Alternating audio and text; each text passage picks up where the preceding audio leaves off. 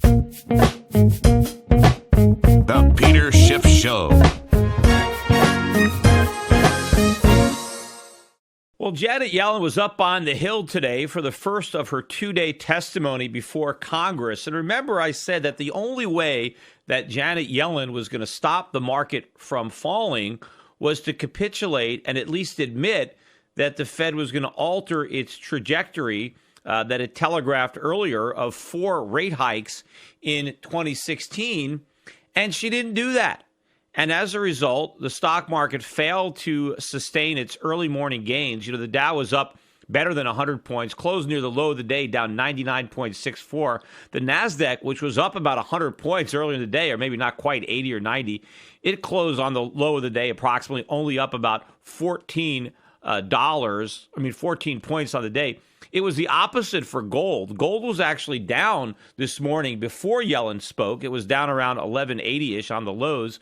We closed up $8 on the high of the day, 1197, again, knocking on the door of 1200. In fact, the gold stocks were clobbered this morning, and they closed positive. The gold index was up about 2.5%. It was down 4% earlier when gold was down, although by the time the stock market opened, gold wasn't down $8 anymore. I think it was only down about 2 or 3. Yet gold stocks were clobbered. Maybe it's still the overhang from Goldman Sachs coming out yesterday and predicting that gold would fall to below $1,000 an ounce in, I think, even 2016. That probably means that Goldman Sachs is short a bunch of gold and they want to cover, or they just need to buy. And so they're trying to convince the Muppets who actually pay attention to what they say to sell their gold to them. But Janet Yellen, when she spoke, basically continued with the narrative that everything is okay, right? The economy is fine. The recovery is on track. Yes, she acknowledged some headwinds, right? Growth was a little bit slower at the end of last year than they thought, but no big deal. There are some problems overseas that they're monitoring. There are some financial tightening. Overseas markets are weak. Domestic markets are weak. Yes, the Fed is paying attention to all that. But so far, from their perspective, everything is fine. Everything is on track. The recovery is still moving along. The labor market is strong, despite the fact that there's no improvement in labor force participation. There's no improvement in the people who are working part-time, working full-time instead. There's no real wage growth other than that bump we got from the minimum wage hike. But despite all that, Janet Yellen is still maintaining that everything looks good, that the recovery is on track, will overcome these headwinds. That is her most likely scenario. She did acknowledge that monetary policy is not fixed, right? The trajectory is not set in stone, that the Fed will monitor incoming data. And if the data evolves in a manner that they don't expect, right? If the economy is weaker than they expect, maybe if the markets are much weaker than they expect, then yes, they might not raise interest rates as much as they believe they're going to raise them. But as far as the Fed is concerned, based on all the data they have now, right, their most likely scenario is that everything is fine, which means the markets are going to keep falling. I mean, it's almost ironic that Yellen would say, well, the markets are weak. And, I guess if they stay weak, then we might have to adjust our monetary policy. Well, that means the markets are going to stay weak, right? Because it's like, you're damned if you do and you're damned if you don't. Because she's saying if the markets keep going down, well, then we might not raise rates. But if they stay where we are, I guess we can raise them. Well, if that's the case, they won't stay where they are. Because if they raise them, the markets are going to fall. The only way to stop the markets from falling is for the markets to know that rates aren't going up. But in fact, I think it's more than that. I think it's not just the absence of rate hikes. This market needs more QE. This market needs a rate cut. Right? This bubble is too big to be sustained with the mere absence of a rate cut. Like I've said before, it's like when you have an addiction to a drug, you need your full dosage. Otherwise, you're going into convulsions. We need all the drugs that the economy is accustomed to. The Fed has dialed back the dosage, and now we're hemorrhaging. We're going into withdrawal. And so they're going to have to do more stimulus to stop this market from falling. And I think they're going to do it. And, I was watching an interview with Jim Grant today on CNBC. Great interview. And he was basically saying all the things I'm saying. He said we're already in a recession right now. He's confident that it began at the end of last year, just like me. And he thinks the Fed's going to do more QE. He thinks the Fed's going to go to zero. He thinks they might go negative. He thinks they're going to do all sorts of crazy things because it is crazy. And in fact, one of the things that happened in Janet Yellen's testimony is she was asked about negative rates because apparently the Fed had considered it back in 2010 and they rejected it. And she was asked if they can even do it legally, if the Fed was even authorized by its mandate to have negative rates. And Yellen basically said, well, to my knowledge, there's nothing that legally prevents us from doing it. She wasn't sure. She hadn't thoroughly checked it out. But obviously, she had thought about it a little bit because she said from her knowledge, there's nothing that would prevent us from doing it. But of course, the fact that the Fed is considering it and talking about it means they're going to do it. Because if they weren't going to do it, they would at least reject it out of hand. I mean, they should come out and say, of course, we're not going to take rates negative. That would be a horrible thing to do because it is horrible. Do you think negative rates are working in Europe? They're backfiring in Europe.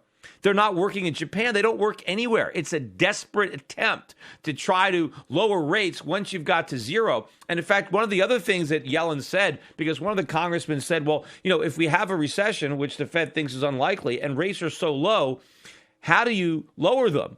And one of her answers was, well, we can lower rates with forward guidance. See, we bring rates down to zero, and then we just say we're going to keep them there forever, right? And that's like an additional stimulus because now people don't have to worry about when rates might go up. But we've already had that. That's not going to do anything. But all of this positive talk from Janet Yellen is exactly what the market doesn't want to hear. And as much as so many people want to pretend that the rate hikes have nothing to do with this market sell-off, they have everything to do with the market sell-off because the cheap money was the only reason the markets went up in the first place. Remember the joke that I was saying is you can't pull the table out from under the cloth and expect the cloth and the dishes to stay levitated in midair. The table was the cheap money and the QE. The Fed yanked it away. Everything's coming crashing down until they try to slide that table back under those dishes, if that's even something that they could do. But I want to go over some of the things that were said and some of the questions that were asked today in Congress. I mean, first of all, one of the things that Janet Yellen said in describing the Fed's mission, she told Congress that the Fed's mission was she had a dual mandate, right? To maintain employment, maximum employment, and to maintain 2% inflation. That's her mandate. According to Janet Yellen, the Fed's mandate is 2% inflation. Now, where did that mandate come from? Because that's not the mandate. The mandate is to maintain price stability. But Janet Yellen has taken upon herself, kind of like an executive order, Obama style, only from the Fed, to define price stability as 2% inflation. But that's not price stability. That's the opposite of price stability. That's rising prices. If Janet Yellen really believes that her mission is to maintain a 2% annual inflation rate, then her mission is to prevent price stability. Her mission is to keep prices from being stable. Because if prices go up 2% every year, they're not stable. They're going up. So Janet Yellen has actually turned her actual mission on its head. She has redefined her mission to the opposite of that, to defeat her very mission. And nobody really says anything about it. I mean, everybody just accepts this, orange is the new black, whatever, that 2%, prices going up 2% every year is the new stable. Believe me, there's nothing stable about that level of price increases. But also, one of the most interesting, I thought, aspects of the Q&A was the questions that she was being asked from the black congressmen and women who were questioning her.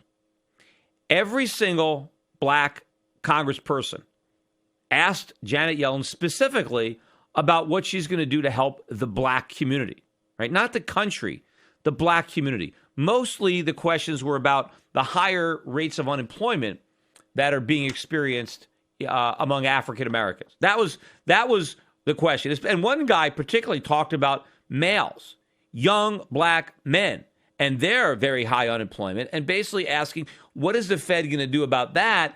And is the Fed considering the high unemployment rate in the African American community when they're making monetary policy? Because the congressmen were saying, look, yes, there is a low rate of unemployment, but a lot of people are not experiencing that. In the African American community, he said, we don't have low unemployment. We have much higher unemployment. And so are you considering this? And these questions are all ridiculous, because how could she possibly consider the racial makeup of who's employed and who's not unemployed? I mean, monetary policy, assuming that it can even create jobs, which it can't, right? The Federal Reserve does not create jobs by lowering interest rates or printing money.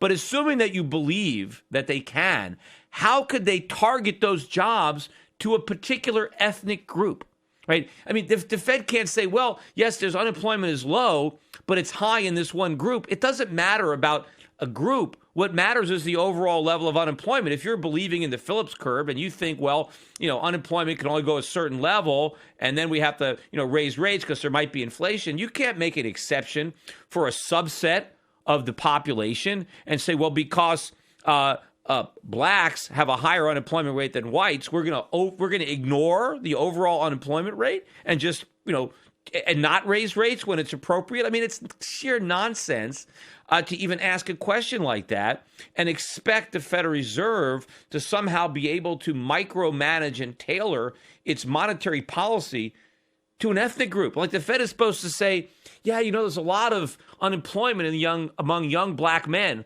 Let's do something about that. What are they going to do? They're going to, are they going to launch a new QE and somehow say that, it's going to be directed like a laser beam? I mean, how are they going to focus that new money to the black community? If how are they going to make sure that somebody who hires somebody ends up hiring somebody who's black when all they can do is print money?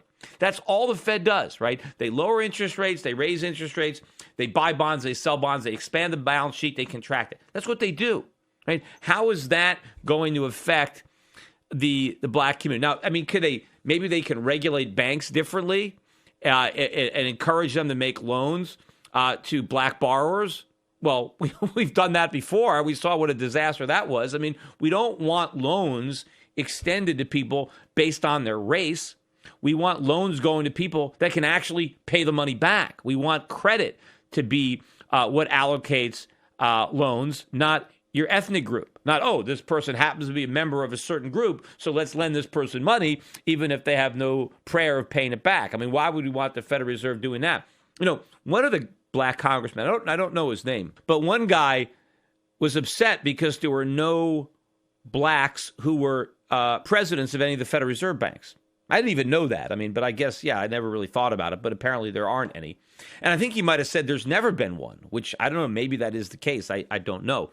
But he was upset by this because he said, how do you expect blacks to benefit from what the Fed is doing if we're not even represented? We don't have a seat at the table. I mean, assuming then that if there was a black guy or woman that was a president of one of these banks, that individual would act differently because they were of their race, that somehow a black banker is going to make different decisions than a white banker, and that somehow those decisions are going to benefit the black community, whereas the decisions that are made by the white banker won't. I mean, think about how racist a statement like that is, right? That in order to do things that will benefit blacks, you have to be black yourself.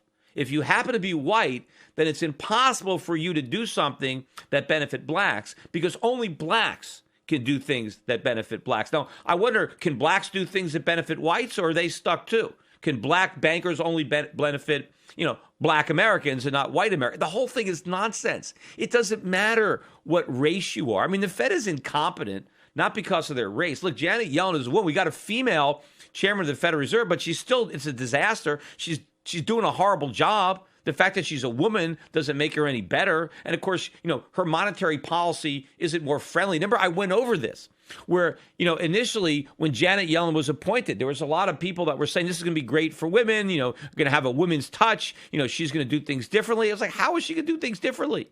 To believe that her decisions are going to be better because they're being made by a woman than when they were made by a man. Again, that was sexist to just assume that anything about what she does is going to be affected by her gender rather than her competence, rather than, her intelligence. And the fact of the matter is she's making the same horrible mistakes that Ben Bernanke made. So it doesn't matter whether you're a man or a woman, you're still capable of screwing up the country with bad monetary policy. And I'm sure if we had more blacks that were presidents of these Federal Reserve banks, they'd be doing just as lousy a job as the whites. But none of it is going to change the unemployment rate in the African American community. That is the biggest irony. You know what is responsible for the high rate of unemployment in the African American community? The Congress, the people asking the Fed to solve a problem that they created and that the Fed can't solve. Only they can do it. Why are so many young black men unemployed? Because Congress was dumb enough to pass the minimum wage. That's why. You know, Congress is also complaining about how many blacks are in jail. Fine. Decriminalize these drugs that are responsible for so many people being in jail and get rid of the minimum wage so they can get legitimate jobs. I mean, the government makes it so the only way you can get a job in some cases is if it's illegal. You have to work in the drug industry because the government passes laws making it impossible to be employed anyplace else. No, that is the problem. Or reform the welfare state, that traps people in poverty. These programs are coming from Congress. They're not coming from the Federal Reserve. Or get rid of all these laws against discrimination so small employers aren't punished for hiring minorities. So small employers aren't scared to death to hire a minority because they don't want to get sued. I mean, make it easier for businesses to hire young black men, make it easier for young black men to get a job, to offer their services, to learn on the job, to get training, right? And also, what about the schools that a lot of these kids are trapped in? I mean, these government schools in these inner cities are a disaster. Government is doing that. Let's have vouchers, privatize this. Let's have real education, not indoctrination. The schools are run for the benefit of the administrators, of the faculty, of the bureaucrats. They're not run for the benefit of the kids. If you want the schools to be run for the benefit of the kids, you got to get the government out of it. You got to let the parents make the decisions. You got to let them choose where they send their kid. Don't force them to send their kid to the only government school in town and then run the schools for the benefit of the teachers' unions. But that's what's going on. So these congressmen who are actually responsible for these high rates of unemployment in the African American community, and they're scolding the Federal Reserve, not doing enough. I mean, and then one of them told Janet Yellen that she should, in her official communiques, should go out of her way to point out the problems with African Americans, with the high unemployment rate among young African American males. That she should. I mean, what does that have to do? She is not there to do this, and she basically was just nodding, like, okay, yes, we're going to consider it. She wants to be respectful when she's being asked a ridiculous question. I mean, why is it, too, that if you're a black congressman or congresswoman, don't you have some white constituents? I mean, if you're black, do you only represent other blacks? I mean, don't you represent everybody? Now, I know some of these black congressmen live in districts, obviously, that are probably heavily black, and maybe that's why you probably tend to have more black representatives in districts that have more blacks in the population. That's probably a true statement. But none of these districts are all black. I mean, probably most of these districts are still majority white, even though they have a high number of blacks and other minorities there. So don't these congressmen represent all their constituents? I mean, why does every question they ask boil down to race? What are you going to do, for the black community? How about what are you going to do for America? What are you going to do for the country? I mean, what would happen if one of these white congressmen asked Janet Yellen, what are you going to do for white people? I mean, can you imagine what would happen if somebody asked a question like that? I mean, white men are having a tough time in this economy, too. Older white men, I mean, they've seen the biggest, job losses. They've seen drops in their income. I mean, so white guys, these old white men, I mean, they're having a tough time. But, no one's going to ask about that, right? Look, all of this is ridiculous. The Fed is colorblind. There's nothing they can do to benefit one group over another. Right? It's either they are easing or they're tightening. And whatever happens, happens. Even if you believe that they can affect the total level of employment in the economy, they can't, break it down to subsets. They can't, target women over men, young people over versus old people, gay people versus straight people. I mean, what if there was a homosexual congressman up there and he said, what are you going to do about unemployment, in the homosexual community? I mean, there's nothing you can do, but these guys have to get up there. You know what it actually is? They're all grandstanding. See, I think the reason that a congressman in a black district or a district that's heavily black, the reason that they want to ask this question is because they're using this hearing as a way to basically drum up support from their constituents, right? They just want to, say, what are you going to do about the black unemployment? Because they have a lot of unemployed blacks in their district, and they want to be perceived as trying to do something about the unemployment problem. And so basically Janet Yellen is like the whipping boy, and they're just going to go up there, and it's just a forum for them to be there to complain, ironically, about the high unemployment rates that they are responsible for creating with their own maybe well-intentioned laws that have backfired and have created this problem that they're now trying to scapegoat on the Fed. Now, I'm not saying the Fed is not partially to blame for unemployment in general, because they're diverting resources that would otherwise grow the real economy to propping up bubbles and propping up Wall Street. And yes, it is starving Main Street of credit and resources. And so overall, that's hurting jobs. But that is not the reason that the unemployment is being felt disproportionately by young black males. That is completely and 100% the result of government, not the Fed. Congress, whether at the federal level or the state level, that are passing all these laws that make it so hard for some people to get jobs. One of the other things that Janet Yellen actually said, too, during her testimony, she said that it was the Federal Reserve's job to make sure that there are enough jobs available for everybody who wants them. And I'm thinking, how's the Fed supposed to do that? They're supposed to make sure that there are jobs for people who want them? How? The Fed doesn't actually create a job. They don't. I mean, other than the people that they employ directly, right? They do hire some people. But other than that, how are they supposed to make sure? I mean, this is not the Fed's mission. The Fed can't do this. It doesn't have the tools to do that. What the Fed is supposed to do is basically maintain the purchasing power of the currency. That's really what they're supposed to do. They're supposed to maintain stable prices, and they don't do that. The politicians are trying to get the Fed to do all sorts of things that really shouldn't be done by the Fed at all. In fact, they should, if they're going to be done by anybody, they should be done at the congressional level. But, the way the Keynesians would have them do that, they would do stimulus, right? They would have a big government spending program, which, of course, that doesn't work. But the Keynesians believe it works. But because the deficits are already so high and we're already broke, we can't borrow more money. So the politicians want to lean on the central bankers to do something because they can't. But the problem is the central bankers can't do anything either. All they do is make it worse. That's what's going on in Japan. That's what's going on in Europe. All these governments have run up a bunch of debt, so they run out of other people's money. They can't borrow anymore, so they pass the baton on their central banks. And the central bankers think, well, if the government's not doing something, well, we're obligated to do something. Well, you know what? What they're doing is harmful, right? It's like they should have a Hippocratic oath for central bankers to do no harm, and then they wouldn't do anything.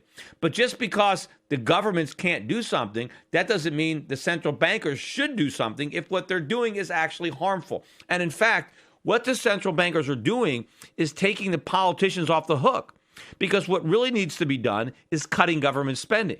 Right? But none of the politicians want to do that. So instead of doing what works, they get the Fed or the central bank to monetize the extra spending so they don't have to cut. Because if the Federal Reserve has to monetize it, it means that you've run out of credit in the market. You've run out of legitimate credit, and so you need the central bank to manufacture it out of thin air. But that just makes the problems worse. What would solve the problems is to cut back on government spending, but none of these politicians want to do that because it's the programs that they use to buy their votes. That's how they stay in office. Speaking about buying votes, I'm going to change the topic to Bernie Sanders' victory speech. He won the New Hampshire primary, and his victory speech is very, very scary. And he got like 60% of the vote in New Hampshire. He clobbered Hillary Clinton. And that's despite the fact that Hillary probably got a lot of votes from women simply because she was a woman. I mean, imagine if Hillary were a guy. I mean, she might not have gotten any votes compared to Bernie Sanders. It shows you how popular that message is. But it also shows you why, right? The founding fathers hated democracy so much, right? They wrote the Constitution to protect us from the evils of democracy, the evils that are on display in Bernie Sanders' victory speech, because it's scary stuff. And again, I'm not impugning the motives of Sanders. He's probably just a misguided guy who actually believes all this nonsense. But what it all boils down to is, vote for me and I'm going to steal for you. I mean, Bernie Sanders says we're going to take all this money away from the rich people who don't deserve it, who've been given a free ride, who haven't paid their fair share. We're going to take all their stuff and give it to you, right? Because you, the people who are voting for me, you deserve this money. You're entitled to it. You deserve a raise. You've been suffering. You've been struggling. We need to take money away from these other lucky people who have been exploiting everybody and gaming the system and rigging the system. We need to take those ill-gotten gains and redistribute it to all you deserving people who are voting for me. And they're just eating it up. Yeah, and the reason that there's such fertile ground for a guy like Sanders is because the economy is a mess. And when the government talks about how great it is, when Obama talks about how great it is, when Yellen talks about how great it is, the average American, it's just even worse. Because the government is denying a problem that everybody knows exists, but nobody wants to admit how bad things are because, Obama wants to pretend he's doing a great job. So he can't feel your pain like Bill Clinton. You say, I feel your pain. Barack Obama says there is no pain to feel because everything is great. And the people who are in pain, it just pisses them off and it drives them to a socialist like Sanders. Or to a lesser extent, even that's probably why Trump is popular as a populist, promising some quick solutions. Everything's going to be great. Vote for me. It's going to be fantastic. I promise you. Everything's going to be, just vote for me and all your problems are going to go away. I don't have to tell you how. Just trust me. And you know what? People believe it because it's so bad that we need somebody entirely different. And he's promising a simple solution to a lot of problems that at least he acknowledges. See, that's why Sanders is getting a lot of votes, and that's why Trump are getting a lot of votes, because they're talking to people about how bad the economy is. And the voters are saying, yeah, that's right. In fact, in Trump's victory speech, one of the things he said was, don't believe these phony unemployment numbers. It's not 4.9. It's not 5. It's much higher than that. And that's what I've been saying. Now, for some reason, Trump said it was like 30, 40%. Now, I don't know where he's getting those numbers because it's not that high, but it's a lot higher than 5. It's probably higher than 10. And he's right. He said, look, if we had 4% unemployment, 5% unemployment, I wouldn't have these massive crowds. And he wouldn't, and neither would Bernie Sanders. The fact of the matter is, these massive crowds that are showing up for the people who are telling the public how bad things are, and they're saying, yeah, they are bad. I know, because I'm living it. You're saying what I believe. You're telling the truth. I mean, Hillary Clinton can't talk about how bad the economy is because she's tied herself to Obama's wagon. And Obama has to claim things are great. So Hillary can't talk about how bad things are because that would be a negative for Obama. So she has to pretend everything is great, which is probably one of the reasons that nobody trusts her, because she's saying that the economy's improved and people know that it hasn't improved. But of course, the solution isn't theft, which is all really Bernie Sanders is promising, is to steal money and divvy it up among the people who vote for him. But that's how they see it as their only solution. Now, I wanted to make one, comment about Donald Trump just to wrap this podcast up. But I was listening to an interview with John Sununu, who was the governor of New Hampshire. And so he was commenting on the race. And this is before we knew the outcome, although the polls, all the polls had Trump way ahead. And he basically, clobbered everybody. Apparently, a few more people have dropped out. I think Chris Christie is out and Fiorina is out. Rand dropped out last week. So they're kind of, dropping like flies right now. But there's still a pretty big field left. But I'm listening to Sununu, who is very anti-Trump. And, he's supporting probably Kasich or maybe he was supporting Christie. I mean, he said it was one of the governors, so it could be Bush that he's supporting. But he said it was one of the governors that was in the race. But he's very anti-Trump. And one of the things that he said that disqualifies Trump, right, from being president, he went over a bunch of businesses that Donald Trump started that failed. And there was a bunch of them. One of them was Trump Airline. I forget all the other ones. I mean, we know about the casinos that failed. And he said, do you really want somebody to be president who has had all these companies fail? I mean, is that the kind of person that you want to be president? And you know what I'm thinking? Hell yeah. I mean, not that I'm endorsing Trump. And I've got a lot of problems with some of the things Trump says. And there are a lot of things he says that I agree with. But the fact that Donald Trump, or anybody else for that matter, has been a businessman and has experienced failure and has learned from failure, that's the kind of guy I want as president. Because the problem with government is nobody in government knows how to deal with failure. And almost everything they do is a failure. You see, when a private citizen like Donald Trump fails, right? They learn from their mistakes. But if Donald Trump starts a business, let's say it was Trump Airline, and it's losing money, it's not working. He says, okay, this isn't working. I'm going to stop doing it. I'm going to stop losing money. I'm going to close this down. I'm going to cut my losses, and I'm going to try to find something that does work. I mean, how many companies has Trump started that succeeded? I mean, look at how much money he's probably made off The Apprentice, right? I mean, every idea doesn't work, right? You have to, fail. It's like if you want to hit home runs, you're probably going to strike out when you're going for a home run, right? Babe Ruth led the league in home runs, but he led the league in strikeouts. But you wouldn't want to disqualify him from your lineup because of his strikeouts. You got to look at the home runs, right? So a businessman is going to have businesses that succeed and businesses that fail. But the important lessons that you learn also from failure is like when something doesn't work, you stop doing it. See, the problem with government is if something doesn't work, they never stop doing it. We have government programs that have been around for 100 years and they've never worked and they're still here. The government doesn't know how to admit that something doesn't work. Same thing with the Federal Reserve. They do QE1, it doesn't work, do QE2. That doesn't work, do QE3. Nobody in government can admit they've made a mistake. At least Donald Trump has a lot of mistakes. He's admitted them and he's done something about them. Look, if the government creates a program, right, to fight poverty, and the result of the program is that poverty goes up, do they eliminate the program? No, they just give it more money. They say, okay, we just need to fund it with additional resources. They never will start something, see it fail, and then shut it down. We need people with experience at failure to be in government because everything the government does is a failure. And we need people to recognize that so that they can stop doing it, so they can shut down these departments, so they can shut down these agencies that don't work instead of funding them in perpetuity because they can never admit that they're wrong and they never learn from their mistakes. Attention listeners, I have an urgent message for you. We're in the middle of a war. The global conflict is destroying the lives of millions without a single bomb being dropped. It's called the International Currency War, and your bank account has been drafted to fight. The victims in this conflict are our currencies, the dollar, the euro, the yen, the pound. They are all heading to zero as irresponsible central banks compete to see who can print the most the fastest. But there's one form of money politicians and central banks can't destroy: gold.